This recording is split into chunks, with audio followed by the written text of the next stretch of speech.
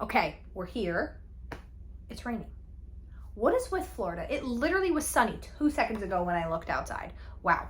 Anyways, day 4 is about to be in the books, and I'm extra annoyed, more than usual, because this week has been annoying. I'm annoyed because this room is dysfunctional. The fan doesn't work, as we've discussed. The blinds won't go down, so it's messing with my lighting. I am in the wrong chair, and people are driving me nuts. Oh, wow. You're about to hear the rain. I'm pretty sure you could probably hear that on the roof. Anyways, you got to take a look at this shirt. It says, I used to be a people person until people ruined it. Yeah, there's nothing more to say to that. So, moving on. This video, I don't even have a theme for it other than just why people annoy me, why horse people annoy me, and trials and tribulations of sales in general, buying and selling. So we're just gonna dig right in. Opinions in comment sections. I think some people just wake up and choose violence. Like, they just choose violence. Just like my hair chooses violence. Like, what is this? I don't understand what's happening. Technically, guys, this is not my haircut. It's supposed to all pull forward, but I am so lazy and just, that's a no. So, people wake up and choose violence. I don't know where they get off that their opinion is necessary, because every time I post something or whatever, whether it's an ISO or I'm selling something, here come the Karens every single time. Karens are like, and viewer discretion here, this video might have a lot of profanity, and I am really sorry, but this is the time to turn it off if you have children or a sensitive audience, or if you yourself are sensitive, then I don't suggest you watching. It's like, who invited the Karen? Literally, Karens are like opinions, and opinions are like assholes. Everyone has them. No one wants them. Applies for Karens. So I'll post that I'm looking, we're gonna go with the ISOs, right? So I post what I'm looking for, and I always have anxiety posting this because I'm just waiting for somebody to come at me on something that does not affect them. If you do not have said horse, do not comment. Like, I'm not going to change what I'm looking for. I'm going to go, oh, well, you know, you're right. Since you don't agree with it, I'm just going to change my whole ISO. No, there's a reason. I've been doing this for a long time. I know what's out there, and you never know the situation. I know we've talked about this before a little bit in one of the other videos, but we're going to really dig into it today because I cannot. And I really needed some inspiration because I have so many topics that I want to go into, but I just wasn't feeling any of them, and now I'm feeling it. I'm feeling it. You guys are inspiring me. So you post your ISO, and somebody's like, good luck finding that in that budget. I'm sorry. Who asked you? Fuck off. That's my answer to most things. I've been trying to keep that tone down, but honestly, fuck off. Because no one asked you. And guess what? 9 times out of 10, actually 10 out of 10, I'm going to find exactly that horse in that budget, if not less. You just have to be willing to look and spend some time. And guess what? Oh, I have some time.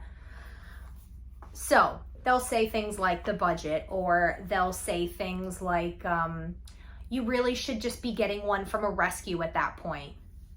Ma'am, getting something from the rescue is not cheaper. It may look cheaper on the front end, and this drives me nuts with people. The purchase price is not the most expensive part.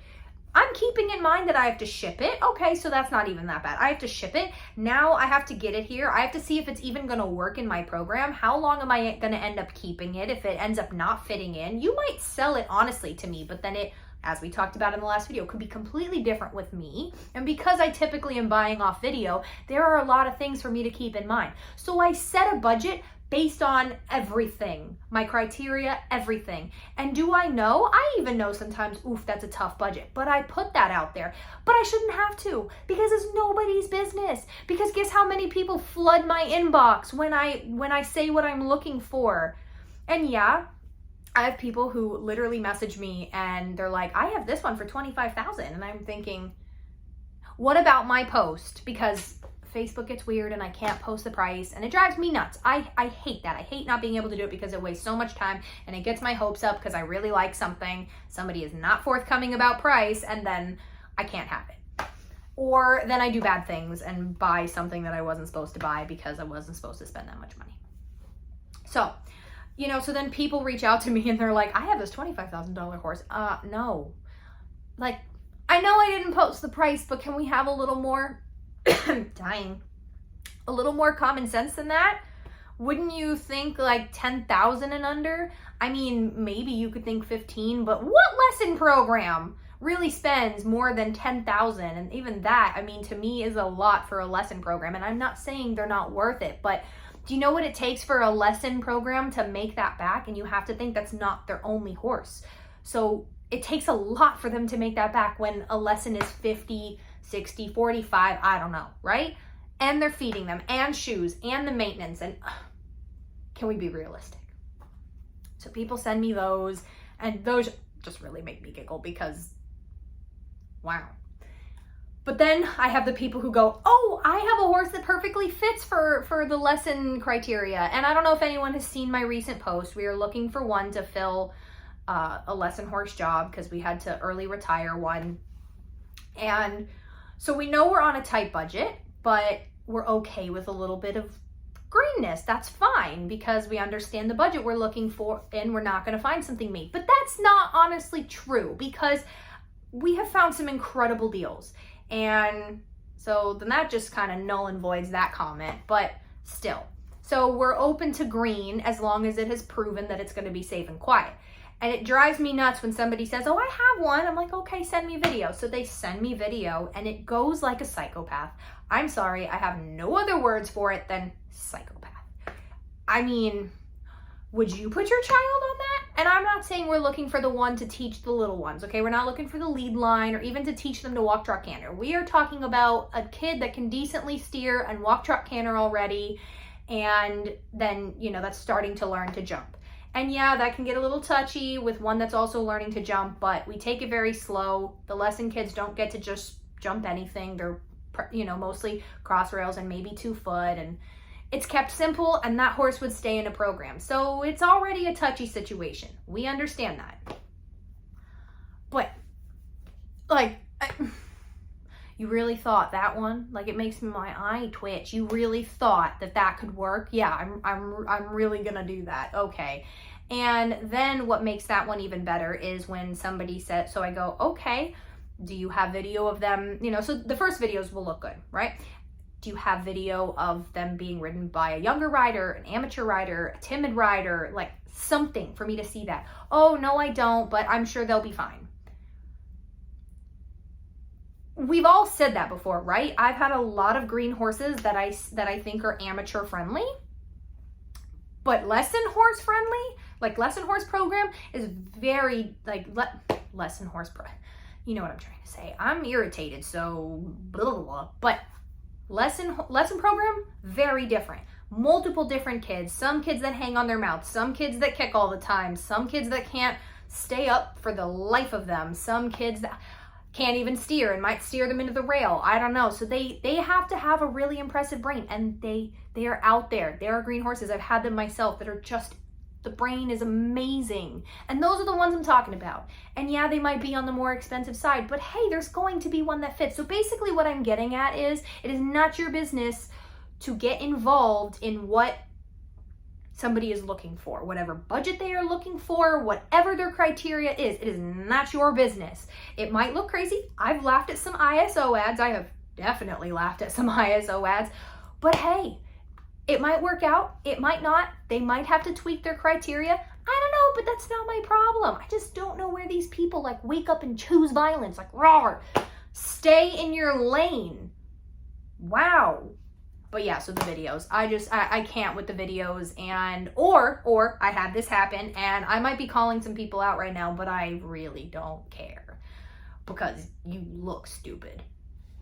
People that reach out to me and personally messaging me, I'm not talking about on the ad, personally messaging me, and when I ask for price, they said, oh, he's priced in the low to mid 4 figures, or mid to high 4 figures, or whatever they say. I'm like, are we playing a game? Are we playing, if I get it right, do I get to have him for 50% off or something? Just tell me what his price is. We're private messaging. I need to know what his price is. And on that note, it's the people that send me all these videos and don't mention price and then mention it at the very end. Come on now. So I have my little notepad, so I'm going to take a little gander right here to make sure that I am mentioning the things that I will. Will he pass a PPE? I'm sorry. I can literally think of people I spoke to today that asked me that. PPEs are not passing or failing. That is so old. Can we get rid of that? Like, please, can we get rid of that? It is not a pass or fail situation because there is no standard. Every situation is different. So I guess if you want to ask me if he has old injuries, is there anything that you think would come up in a pre-purchase? That's what I ask people. Is there anything that you foresee coming up in the pre-purchase? Because maybe that horse has a certain, like his ankle is sore or something. That's what I want to know. Or does he have a sensitive back? Like, I want to have a little bit of an idea. I typically don't end up doing pre-purchases anyways, but will he pass a PPE? That grinds my gears. Back to the notes. Respect of scheduling.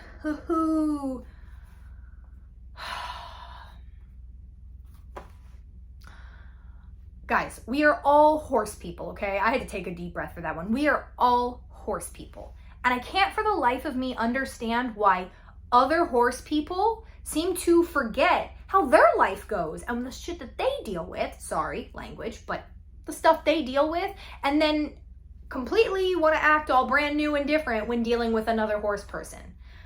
Can't we all have the understanding that our lives are crazy? And no, you cannot come try the horse. And I know we talked about this before, but it bothers me this much. No, you can't come try the horse without sending videos of how you ride or your client rides or anything. Because I think we talked about this before too.